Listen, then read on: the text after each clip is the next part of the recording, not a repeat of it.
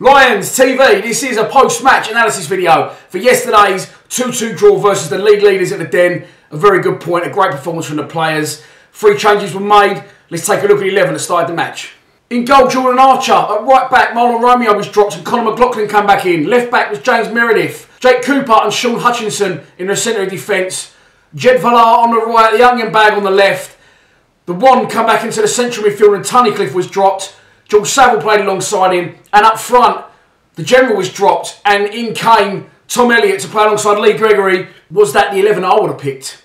No, it wasn't. I don't think Romeo deserves to get dropped at all, and I think Romeo really made a difference when he came on. McLaughlin looked a little bit off the pace to me. He done his groin, obviously, but you know, nothing against McLaughlin. I think he's a good player, but he's been out of the team for a couple of 3 games, and he looked a little bit off the pace.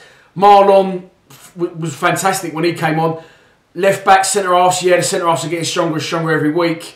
Central midfield.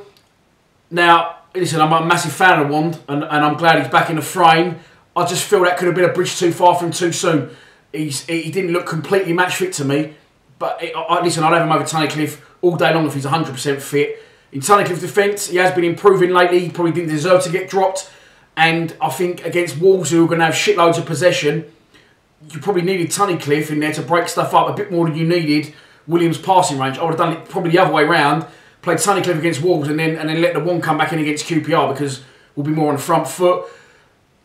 Left midfield, Aiden. Right midfield, Jed. Yeah, obviously. Up front, Tom Elliott and Lee Gregory. Listen, I know Morrison hasn't scored any goals. I fully get Morrison hasn't scored any goals. And in fear of upsetting a few people, he reminded me of Uwe Fuchs yesterday, Tom Elliott. Jumping for balls, missing them, landing on his arse. He's not for me. So, yeah, anyway, listen, the gaffer went with what he went with. It was a bit of a shit crowd from us yesterday. I was expecting a few more people there. Obviously, everyone's saving themselves for a certain someone coming back to the Den on Friday because it's pretty much sold out. But yeah, the game started. We held our own. We took the lead. When Jed gets the ball and he runs at them like that, it don't matter who you are, what player you are, how much money you're worth. No one likes someone running them at pace with a football at their feet. They just don't like it. And Jed opened them up for the first goal of his direct running. That's why I'm thinking, you know, would like to see Fred a bit more. I know Fred's not maybe the finished article, but he's the only other player at the club that does that gets the ball down and runs at people directly. And so that's why I'd probably like to see Fred in a bit more. But listen, a beautiful ball from Jed, perfectly weighted. It was all there for Gregors on the plate, and he keeps his cool and slots home for 1-0. Then after that, they come for us, didn't they, Wolves? As expected, you know, as people say, we sit back when we let one in. We didn't sit back. They've come and had a good go. What a sight. They was almost playing 2 centre-halves, 3 in front of those, and then up 5 up front.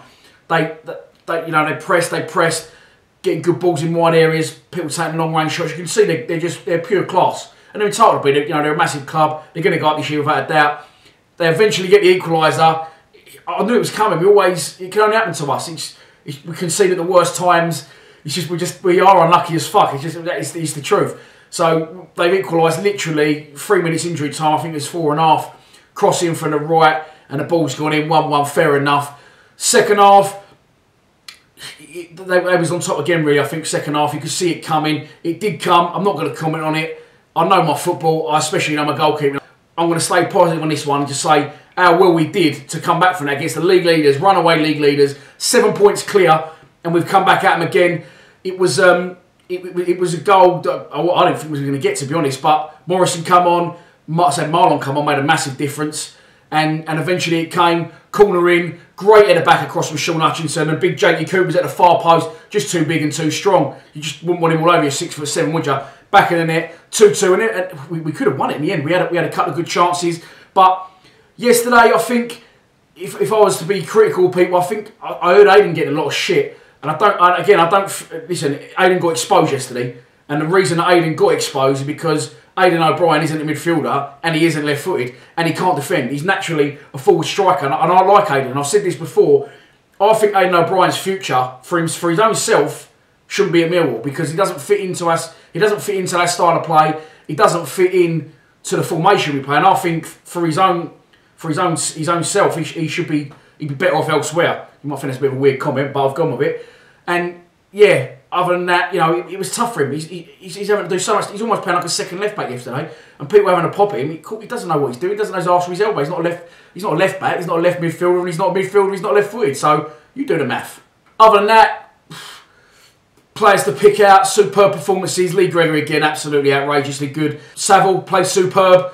So Romeo, the 2 centre-halves as well. But I've had a couple of people say that Jake Cooper, I don't think he's doing, he's all that. But he is, he really is. They're getting better and better together each week.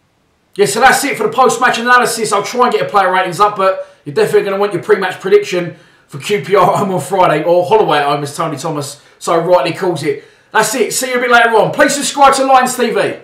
Come on, you Lions.